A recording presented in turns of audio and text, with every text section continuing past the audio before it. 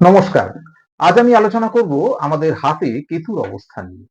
আপনাদের যদি আলোচনা ভালো লাগে অবশ্যই চ্যানেলটাকে ফলো করবেন। আর যারা ফলো করবেন তাদের জন্য আমাদের পক্ষ থেকে সামান্য প্রীতি উপহার রয়েছে। পরশমণির পক্ষ থেকে আপনাদের হস্তরেখা বিচার আমরা বিনামূল্যে করব। কেতুর অবস্থানটা হচ্ছে এইটা। পাশ্চাত্য মতে এটাকে lower bound of plane of মার্সও বলে, কিন্তু আমরা প্রাচ্য মতে এটা কেতুর অবস্থান।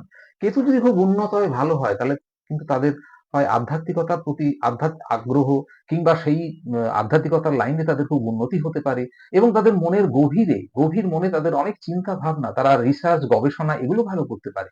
কিন্তু যদি এটা খুব নিচু হয় তাহলে, বা ক্রস বা কাটাকাটি বা কোনো অশুভ চিহ্ন থাকে, তাহলে কিন্তু তাদের অজানা ভয়, গুপ্ত ভয়, দুঃস্বপ্ন এবং গুপ্ত শত্রু তাদের পীড়িত করতে পারে। সেক্ষেত্রে অবশ্যই কিন্তু হরোস্কোপে কেতুর অবস্থানটা বিচার করে যথাযথ প্রয়োজনীয় প্রতিকার গ্রহণ করতে হবে। আর যদি আপনাদের এ ব্যাপারে কোনো সহযোগিতার দরকার হয় নির্দ্বিধায় আমাদেরকে ফোন করবে।